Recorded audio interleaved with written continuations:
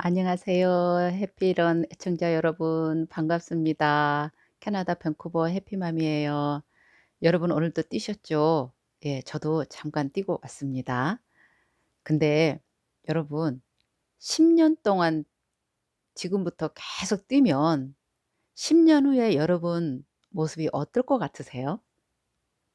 상상이 되시나요? 10년을 꾸준하게 우리 뜁시다. 왜냐면 오늘 주제가 10년 10이에요. 10, 10 year. 왜 그러냐면은요. 제 주변에 여기 있는 상황을 조금 알려드리면은 여러분에게도 도움이 될 것 같고, 음 우리가 정말 애국에서 살 때 아니면 한국에서 살 때 어디에서 살 때나 굉장히 이 마음이 제일 중요하거든요 사실은. 좀 이게 정신적인 문제도 있겠지만. 근데 10 년이면 강산도 변한다 그러잖아요. 그런데 우리가 10 년을 뛰고 있으면 우리의 마음, 체력, 정신 상태가 어떨 것 같으세요? 분명 지금 보시고 계신 분들이 제가 10 대부터 계시더라고요. 뭐 고등학생이고 중학생인데 이민 가는 게 목표라고 하시는 분도 있어요, 드물게. 정말 이쁘죠. 근데 이런 분들이 10년 뒤에 20살, 지금 20 대는 30, 40, 50, 60 하면서 가정을 해 봐요. 혹은 60 대신 분들은 70 대. 정말 지금부터 뛰었을 때 강산도 변한다는데 내가 안 변하겠습니까? 사실은요. 변해야 살거든요. 특히 내 나라에서 타지에로 가 가지고 외국에 전혀 낯선 곳에 가서 살려면은요. 변하지 않은 방법이 없어요.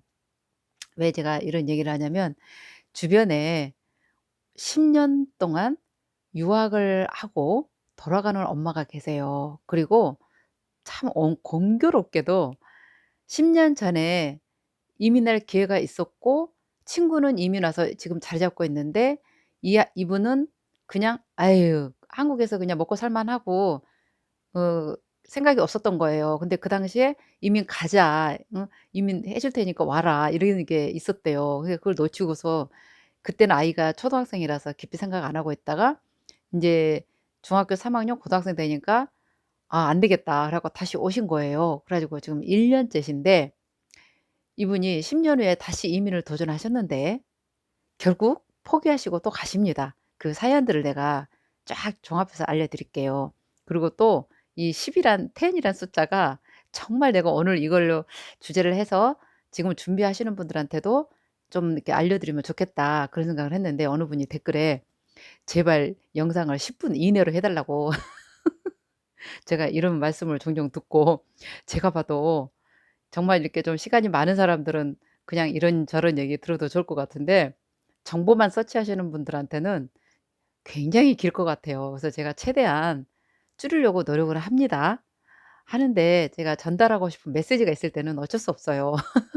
왜냐하면 정보야 사실은 저보다도 이 이주공사라든가 그런 쪽이 더 밝을 수가 있습니다. 저는 그야말로 그냥 리얼하게 여기서 삶을 이렇게 알려드리고 이 준비하시는 여러분께 힘도 드리고 정말 이게 가냐 안 가냐가 문제가 아니라 정말 어떻게 하면 행복하게 잘 살 것인가 이게 주요 테마이기 때문에 열심히 노력하겠습니다. 그래도 가끔 가다가 10몇 분짜리도 있습니다. 20 분에서. 그래서 제가 노력할 거고요. 자 지금부터 본론에 들어가서 먼저 유학 10 년째인 엄마의 모습을 제가 알려드릴게요. 이분도 흔한 케이스 똑같이 그 10년 전에 조기 유학으로 아들, 딸을 데리고 온 거예요. 정말 그때 딱 데리고 왔을 때 "아 2-3년 유학하고 가리라." 그러고 왔는데 내가 늘 강조를 하지만 아이들이 안 갑니다. 그러다 보니까 '그래 1년 더 살지, 1년 더 살지.' 이러다가 지금 10 년째가 된 거예요. 근데 여러분 10 년이면 강산도 변한다는데 10년 동안 아무 일이 없을 것 같으세요? 있어요. 제일 흔한 게 유학으로 오신 분들한테 애국으로 오신 분들한테 돈이 떨어지면 꽝입니다. 그러다 보니까 보통 아빠들이 사업을 하거나 직장을 다니면서 송금을 하잖아요. 근데 어느 순간에 가면 10 년이라는 기간이 있기 때문에 반드시 한 번쯤은 어려움이 올 때가 있어요, 경제적으로.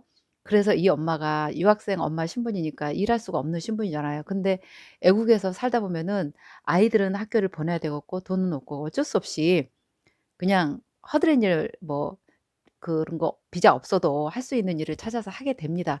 그러다 보니까 막노동 아닌 막노동을 지금까지 해온 거예요. 그래 가지고 제가 이렇게 잠깐 만났을 때도 정말 얼굴에 이게 쓰여 있어요. 한 10 년을 유학하면서 지친 그 모습에는 뭐라 그럴까요? 멍하다 그래야 되나요, 표정이? 그러니까 너무 지치고 너무 힘들고 이러지도 못하고 저러지도 못한 상황에서 몸에 그게 익숙해져 버린 거예요. 그러면서 아들이 지금 이제 전문대 칼리지를 가는데 유니버시티를 보내고 싶은데 인제 돈이 없는 거예요. 그리고 그 위에 누나는 여기서 학교를 졸업했답니다. 그리고 "이제는 더 이상 내가 못 하겠다. 이제는 애들만 두고 인제 철수를 합니다." 그러는데 철수한다고 말은 하지만 또 그래요. 분명히 가야 되는 건 맞고 신랑한테 가는 게 맞는데 여기 아이들을 두고 가니까 또 가서 또 마음이 이리 올 것 같아요. 그리고 솔직히 별로 안 가고 싶답니다. 왜냐하면 10년 동안 산 세월에다가 아이들하고 이렇게 정이 있잖아요. 그 안타까운 현실이 적나라하게 지금 주변에 많아요 사실은. 말씀을 이렇게 안 드리고 다 그런 분들은 조용히 가슴앓이 하면서 제가 보면 정말 그런 분들이 안타까운 걸 내가 너무 많이 봐 가지고 애들 유학 보내지 말라고 자꾸 그러는 거예요, 같이 오면 몰라도. 그래서 둘째도 유니버시티 못 보내는 이유가 학비가 너무 비싸니까 "카레지를 다니면서 네가 스스로 알아서 해라." 인제 이렇게 된 겁니다. 근데 그 표정하고 그 아쉬움들 그래서 제가 그랬어요. "아니 그 1-2년 하다가 안 됐으면 그때라도 이민을 알아보시고 어떻게 하시지." 그랬어요. 그랬더니 대부분 한국에 있는 아빠들이 그런 걸 잘 모르시잖아요. 그러니까 애국 가서 살고 싶은 생각도 없고 그 이민 같은 거 생각하지 말고 아이들 영어만 시키고 "와라, 와라, 와라." 이랬 했던 게 이게 끌고 끌어서 10 년이 돼 버린 거예요. 그러다 보니까 아이는 아이대로 유학비 둘을 보낸다고 한번 생각을 해 보세요. 거기에 생활비에 이 밴쿠버에서 정말 그 아빠는 능력 있는 아빠입니다. 지금 솔직히 토론토나 밴쿠버에 유학으로 보내 가지고 자녀 두셋 보내신 분들 그 부모님들은요. 진짜 상상을 초월할 정도의 돈을 많이 쓰십니다. 저는 정말, 정말 그 부분은 대단하신 거예요. 근데 너무 안타깝죠. 가족이 아빠는 거기 있고 아이들은 여기 있고 근데 아이들은 인제 다 여기서 성장을 했지만 둘이 딸랑 남아서 엄마가 갑자기 가 버리면 아이들은 아이들이거든요. 물론 살긴 삽니다 어떻게든지. 근데 그 또 왜 상실감 있지 않습니까? 또 엄마도 가면은 마음이 좀 그렇고. 그 현실을 보면서 정말 제 영상을 보시는 분들 한국에서 유학 준비하고 오신 분들 아이들 1-2년 유학 가신다는 분들 정말 안 하시는 게 가족을 위해서 미래를 위해서 좋습니다. 10년 후에 뭐가 달라졌나요? 달라진 거라고는 가족의 이별밖에 없습니다 사실은. 물론 물론 아이들 다 키웠으니까 뭐 "할 일 다 했다. 우리만 저기가 산다." 그러는데 솔직히요. 가족이라는 게 자식하고 부모 간의 가족이잖아요. 근데 아이들이 여기 산단 말이에요. 그럼 부모님은 한국에 살아요.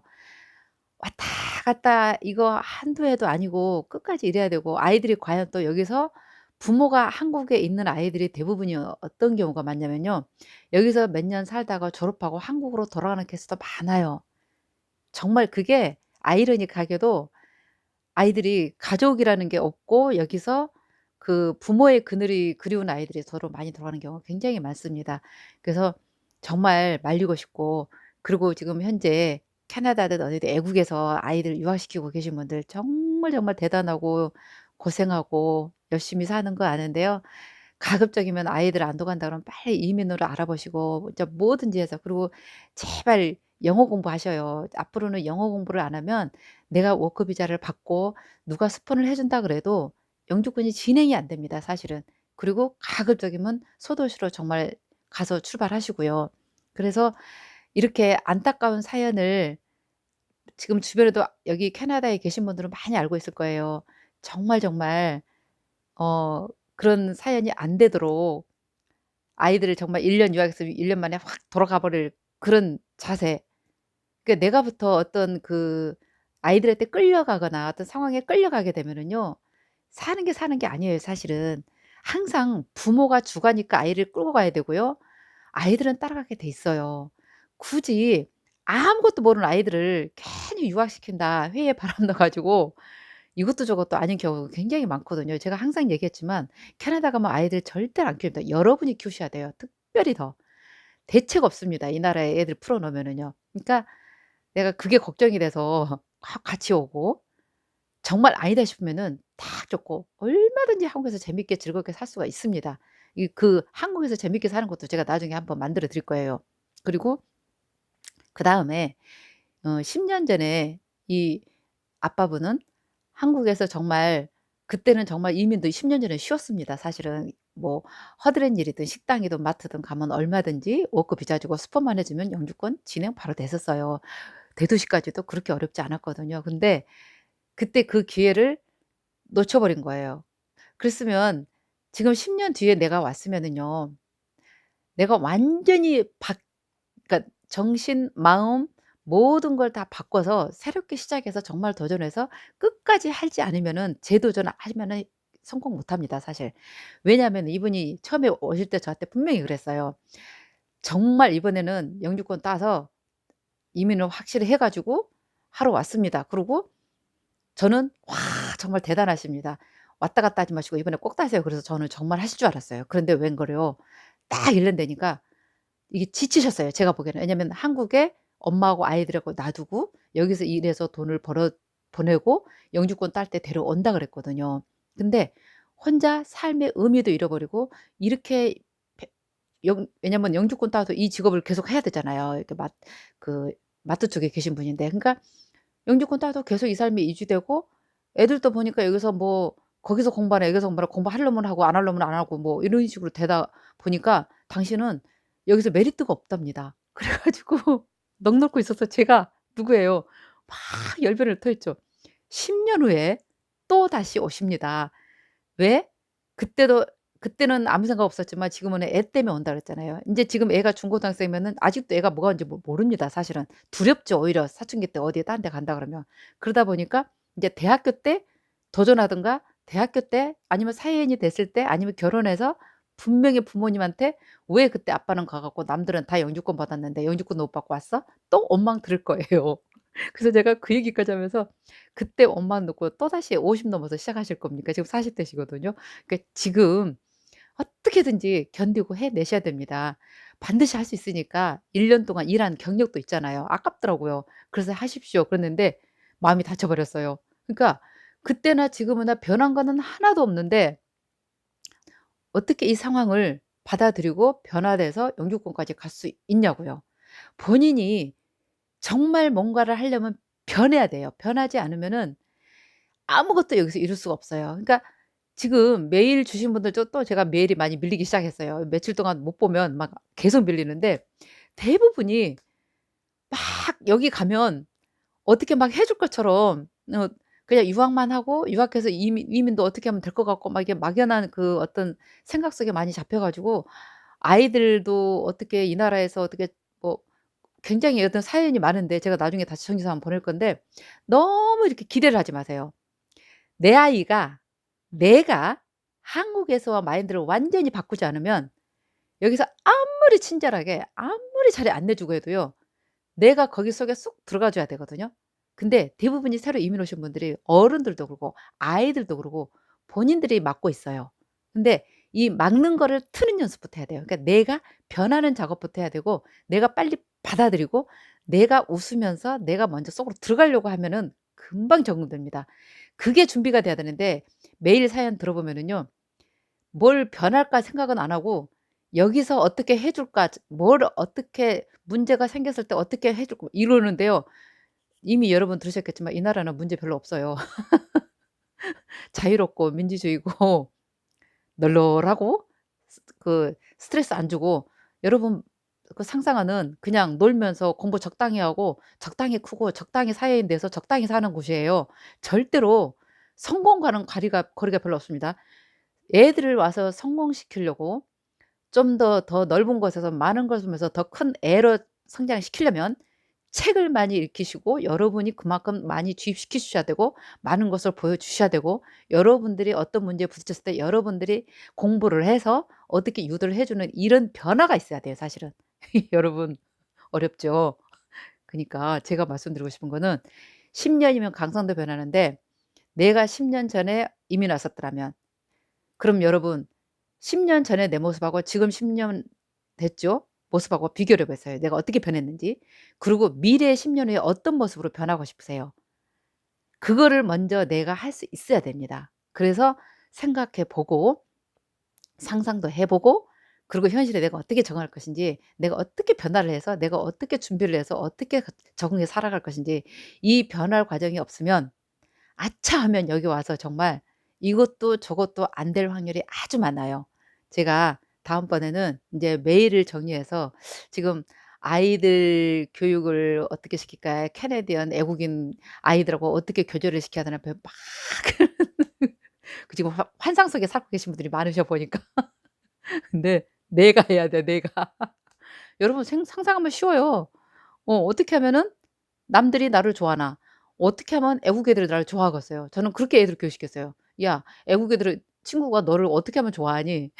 그게 왜 친구 관계에 대한 책도 있잖아요. 사실 저는 그런 거를 아이들한테 책으로 보여줬거든요. 그래서 어떻게 하면 애국 아이들하고 잘 지내는지, 친구가 빨리 되는지, 그리고 혹시 왕따 같은 거 당하면 어떻게 되나 이것도 걱정하시는데 제가 요즘 메일은 또 약간 그 자녀 교육 쪽으로 문의가 많아요. 그래서 다음 시간에는 자녀 교육과 관련해서 여기 현지 아이들하고 어떻게 어울려서 제 아이들이 또 성장을 했는지 또 제가 지금까지 보고 느낀 거 종합해서 다음 편에 알려드리겠습니다.